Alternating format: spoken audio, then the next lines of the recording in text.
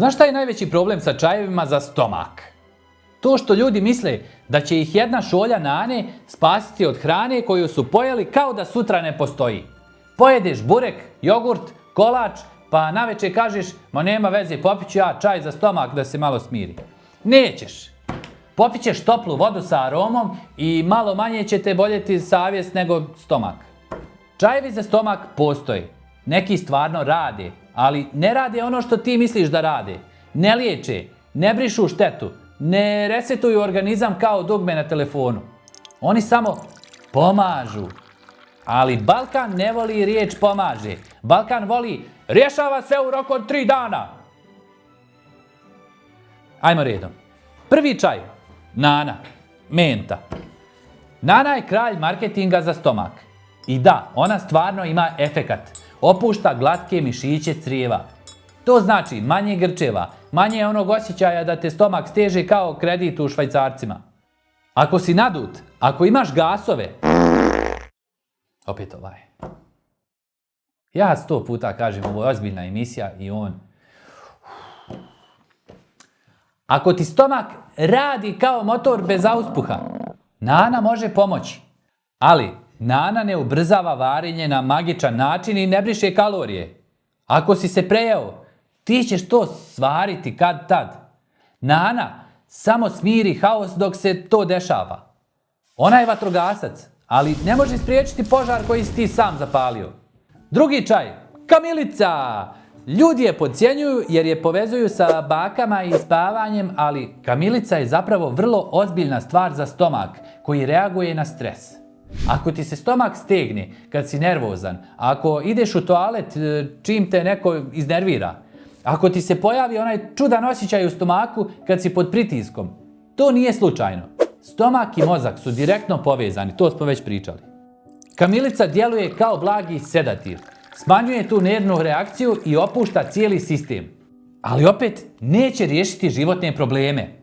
Ako si pod stresom svaki dan, nećeš to izliječiti čajem, nego promjenom načina života. Kamilica ti samo kupuje malo mira dok ne riješiš uzrok.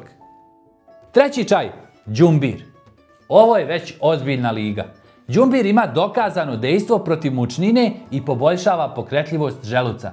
Znači, ako ti je muka, ako ti stomak stoji, ako imaš osjećaj da hrana ne ide dalje, đumbir može pomoći da se stvari pokrenu. Zato ga koriste trudnice, zato se koristi kod putovanja, zato ga ljudi koriste kad im je loše. Ali ako si problem napravio prejedanjem, đumbir neće doći kao čistač i reći ja ću to sad raspakovati. On samo olakša proces. Ne briše štetu, brate. Četvrti čaj, komorač. Ovo je tihi heroj. Nema marketing kao Nana, nema reputaciju kao kamilica, ali za nadutost i gasove radi posao. Komorač smanjuje stvaranje gasova i opušta crijeva. Znači manje balona, manje pritiska, manje onog osjećaja da ćeš eksplodirati na sastanku. Manje ovog lika što pušta ove zvukove. Ali evo realnosti. Ako svaki dan jedeš hranu koja te nadima, komorač neće riješiti problem. On je flaster. Ako stalno stavljaš flaster na istu ranu, možda je vrijeme da prestaneš da se režeš. Peti čaj, matičnjak. Ovo je kombinacija kamilice i nane, ali sa još jačim fokusom na nervni sistem. Ako imaš stomak koji reaguje na stres, ako imaš osjećaj knedle, stezanja, nervozne probave, matičnjak može biti odličan izbor. On smiruje i mozak i stomak u isto vrijeme. Ali opet dolazimo do iste priče. Ne može čaj riješiti način života koji ti uništava stomak svaki dan. Može samo da ti pomogne da manje osjetiš posljedice. Sad se moram ponavljati stalno. I sad dolazimo do najvažnijeg dijela koji niko ne voli da čuje. Čaj za stomak nije rješenje. Čaj je samo pomoć. Ako ti treba svaki dan, to znači da nešto radiš pogrešno svaki dan. Nije problem što nemaš pravi čaj. Problem je što imaš pogrešne navike. Jedeš brzo, jedeš previše, jedeš loše, jedeš pod stresom, ne krećeš se, ne spavaš. I onda tražiš spas u šolji. Nemoj još naše šolje, čekaj, polako. Uglavnom, to ne ide tako. E sad, ako već piješ čaj, hajde da barem ima smisla. Kombinacija koja ima logike je nešto što smiruje stomak i ne pravi dodatni haos. Nana za grčeve, đumbir za pokretljivost, komorač za gasove, uz malo meda ako hoćeš da ne piješ gorku istinu direktno. Možeš dodati i crni kim ako ideš u tom pravcu. Ne zato što je to čudo, nego zato što ne pogoršava stvari i može blago pomoći. Eto, to je 5 čajeva. Šta sad, hoćeš još? Žurim, ajde ima vremena. Ajme dalje. I sad dolazimo do dijela gdje ljudi misle da postoji još 50 čajeva koji rade nešto specijalno. Ima ih, ali ajmo realno, brzo i bez bajki. Kim, stari narodni klasik. Pomaže kod nadutosti i gasova jer smanjuje fermentaciju u crijevima. Nije čudo, ali radi posao kad pretjeraš sa hranom koja nadima. A pretjeraš. Znamo svi, znaš i ti. Anis, slična priča kao komorač i kim. Opušta crijeva i smanjuje gasove. Dobar je kad stomak pravi koncert bez tvoje dozvole. Kantarion, više za želudac nego za crijeva. Može pomoći kod blage iritacije želuca, ali ima jednu caku. Utiče na lijekove. Ako piješ terapiju, ne igraj se doktora. Žalfija, antibakterijska, može pomoći kod upala u ustima i grlu, ali i blago smiruje stomak. Nije primarni izbor za probavu, ali nije ni beskorisna. Zeleni čaj, ljudi ga guraju svugdje. Ima antioksidanse i može blago stimulisati probavu, ali ako ga piješ na prazan stomak, može ti napraviti problem. Ironija. Hibiskus, više za osvježenje i krvni pritisak nego za stomak, ali može pomoći lagano kod probave. Realno, nije prvi izbor kad imaš problem.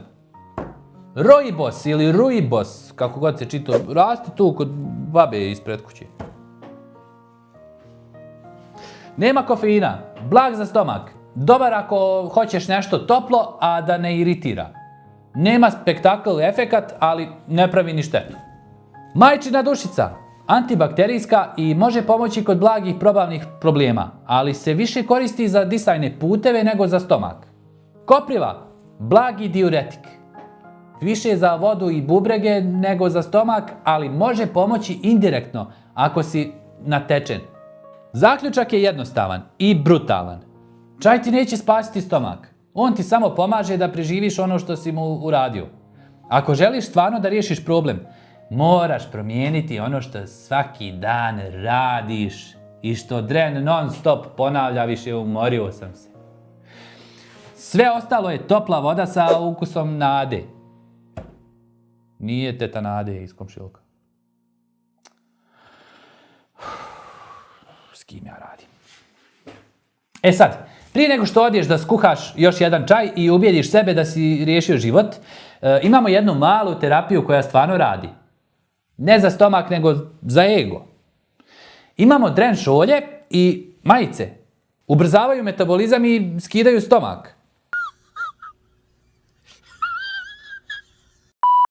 Neće ti ubrzati metabolizam, neće skinuti stomak i neće ti popraviti odluke u 2 sata ujutro kad naručuješ hranu. Ali će te svaki put podsjetiti na jednu brutalnu istinu. Nisi bolestan, samo donosiš loše odluke. Zamisli scenu. Piješ čaj iz dren šolje, gledaš u nju i ona ti bukvalno govori nije problem u čaju. To je već nivo psihološke pomoći koji ni komorač ne može da pruži. A majice su tu da ljudi oko tebe znaju s kim imaju posla. Kad te vide, odmah im je jasno. Ovaj čovjek zna šta radi. Ili bar zna da ne zna. Što je već napredak. Prednarudžbe su u toku, cijene i detalji su u opisu. Eto. Ako već nećeš promijeniti navike, možeš barem promijeniti šolju iz koje piješ iluzije. I da, uz svaku šolju dobiješ i Drenov nalaz za bolji život. Opet. Ništa me ne slušate. Nije... Aj ne vezi. Ne liječi ništa, ali boli kad pročitaš. Što znači da djeluje.